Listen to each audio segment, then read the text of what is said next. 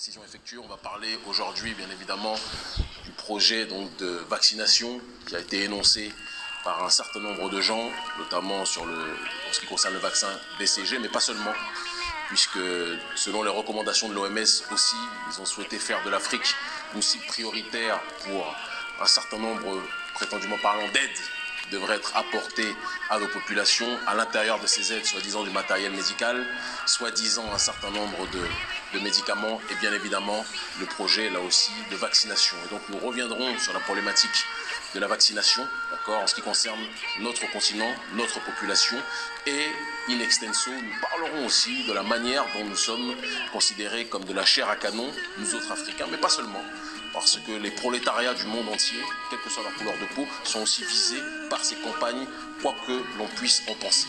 Et donc c'est important de préciser que ce n'est pas une dichotomie noir-blanc, mais bien évidemment une dichotomie d'une oligarchie puissante, mortifère, contre un prolétariat globalisé. Et à la tête de ce prolétariat globalisé, bien évidemment, la population africaine et afro-diasporique, cela va sans dire. Mais avant toute chose, si vous me permettez, j'aimerais rendre hommage, parce que la plus belle des paroles, c'est l'action. Rendre hommage à mon ONG, à notre ONG, aux membres de notre ONG, nous tous, qui, un peu partout en Afrique francophone, sont aujourd'hui en train de se mobiliser pour la distribution de kits sanitaires au péril de nos vies et de nos santé. C'est important de le préciser. Au péril de nos vies et de nos santé.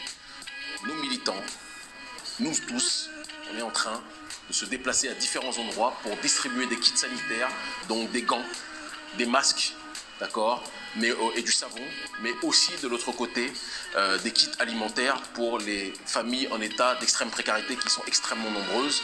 Donc nos militants, qu'ils soient du côté par exemple du Burkina Faso, vous allez voir à l'écran apparaître nos militants là en train de distribuer un certain nombre de kits sanitaires depuis un certain nombre de temps. De l'autre côté aussi en Côte d'Ivoire, notre ONG est sur ce front-là, sur ce terrain-là, aussi précisément du côté du Mali, il faut le préciser, d'accord, aussi du côté de RDC, aussi du côté du Sénégal, les autres antennes vont suivre, d'accord, dans les différents pays d'Afrique francophone.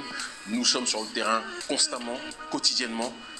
Ceux qui ont l'habitude de toujours soutenir les histoires de Croix-Rouge, etc., mais qui, lorsque leurs frères et sœurs risquent leur vie pour aider leur population, je veux que vous sachiez que l'heure est à se regarder dans un miroir et à se poser des questions. Soutenez ceux qui prennent soin de leur population. Ça, c'est quelque chose qu'on vous dit. Notre ONG, depuis le départ, est présente sur le terrain depuis un certain nombre d'années, que ce soit pour la lutte contre l'esclavage des Noirs en Mauritanie, que ce soit pour la question de la France-Afrique, du franc CFA et du néocolonialisme. Tout le monde sait le succès de notre travail politique sur le terrain en Afrique francophone et dans la diaspora. Et donc, nous vous demandons aussi de penser à être solidaires de ceux qui risquent leur vie sur le terrain. Nous y reviendrons. Une fois ceci précisé, il est important de revenir sur un passage qui a ému beaucoup de gens, mais qui, pour un certain nombre d'entre nous, ne nous a pas surpris quand on connaît la nature de cette oligarchie mortifère et financière, prédatrice, d'accord, un passage qui a été diffusé, que nous vous montrons ici. Est-ce qu'on ne devrait pas faire cette étude en Afrique, où il n'y a pas de masque, pas de traitement, pas de réanimation, un peu comme c'était d'ailleurs pour certaines études en SIDA, où chez les prostituées, on essaye des choses parce qu'on sait qu'elles sont hautement exposées, et elles ne se protègent pas. Qu'est-ce que vous en pensez? Alors vous avez raison, et d'ailleurs on est en train de réfléchir en parallèle à une étude en Afrique justement pour faire ce même type d'approche avec le BCG, un placebo. Je pense qu'il y a un appel d'offres qui est sorti, il va sortir. Donc dans ce passage, on a deux professeurs en médecine, à moins que ce soit un médecin, un professeur, le temps nous le dira, à la limite, là n'est pas le plus important, d'accord, mais qui sont en train d'évoquer que parallèlement aux tests qui vont être faits à différents endroits en Occident, parmi le prolétariat, et c'est pour ça que je vous dis que ce n'est pas une question de noir contre blanc ou de blanc contre noir, c'est une question de puissants contre des pauvres.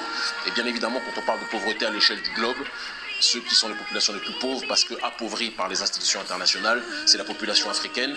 Mais sachez bien sûr que les prolétariats occidentaux, eux aussi, et d'autres peuples de l'humanité, vont être en priorité, eux aussi, visés. Dans cet exemple, dans cette illustration, ils nous montrent leur visage de la manière la plus putréfiée possible, nous expliquant que parce que nous sommes démunis de tout, en gros, il serait positif que de la même façon qu'il y a eu des tests qui ont été effectués sur les prostituées qui n'ont rien demandé, d'accord, par rapport au sida, et bien de la même façon, il sera intéressant d'effectuer des tests pour la population africaine en ce qui concerne le Covid-19. Nous nous souviendrons bien évidemment de leurs propos, mais on ne peut pas passer notre temps à se larmoyer. Il faut qu'on soit aussi dans une démarche d'analyse rétrospective, d'accord, pour comprendre exactement la manière dont ces grands groupes pharmaceutiques opèrent. Il faut savoir que dans toute guerre, il y a toujours deux lobbies qui sont les premiers à se remplir les poches et à se faire de très grandes fortunes. C'est le lobby des armes dans les guerres, d'accord, et la banque.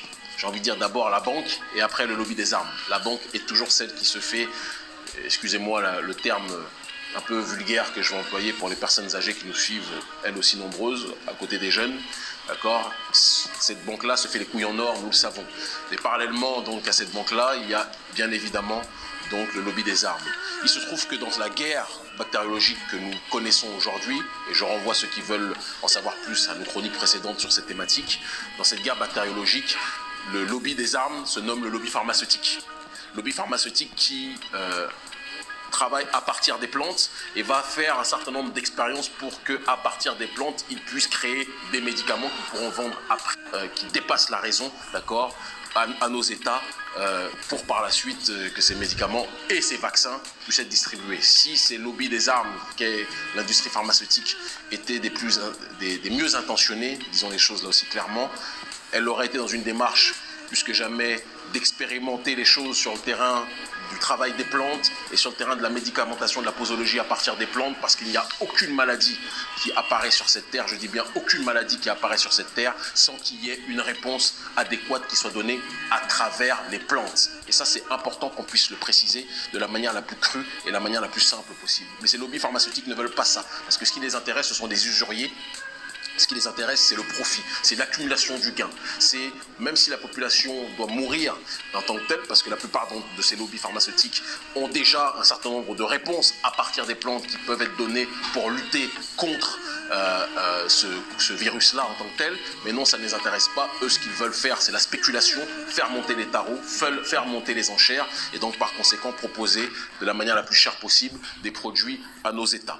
Et donc, il faut qu'on puisse dresser un petit rappel. Je ne sais pas si certains d'entre vous se rappellent, parce que c'est important là aussi de le préciser, d'accord, du vaccin RTSS, qui est un vaccin qui a été programmé contre la malaria, contre le paludisme, qui produisait un certain nombre d'effets secondaires violents et qui a été administré sur un certain nombre de jeunes, d'enfants, de bébés en Afrique. C'est un crime contre l'humanité, ce genre de choses-là. Ces gens-là prennent nos populations comme des cobayes, ces gens-là prennent nos populations comme des cimetières à ciel ouvert en tant que tels, sur lesquels ils peuvent se permettre de tout faire. Le but, c'est bien évidemment, comme on le rappelle de manière systématique, la réduction de la population par le biais du malthusianisme, mais en même temps la montée des enchères par le biais donc de la vente de ces armes que sont donc leurs médicaments créés par leurs soins.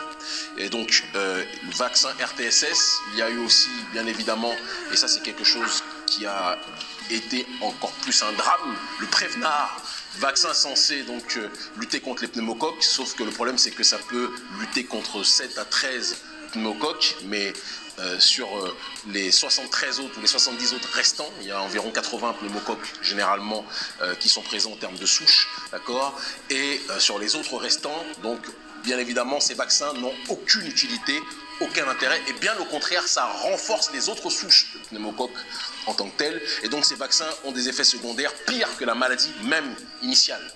Mais ils vous les administrent, et ils les ont administrés sur bon nombre de populations africaines depuis un certain nombre d'années, sans que cela puisse attirer l'attention malheureusement du grand nombre. Mais aujourd'hui la population se réveille. Et donc l'éducation, la connaissance de soi et la connaissance de notre environnement doit être une donnée fondamentale pour qu'on comprenne le monde dans lequel nous vivons. Je souris parce qu'il y a quelque temps, peu de jours encore, certains parmi les nôtres, dans le showbiz, des entités très fragiles, parlaient de complotisme lorsque l'on disait qu'il y a une guerre qui est menée contre les populations, contre la population africaine, mais aussi contre les prolétariats occidentaux de manière générale. Et ça, quand on disait cela, on était traité de fous, on était traité d'extrémistes. Quand on disait qu'il y a une guerre de l'oligarchie financière occidentale qui travaille en concubinage incestueux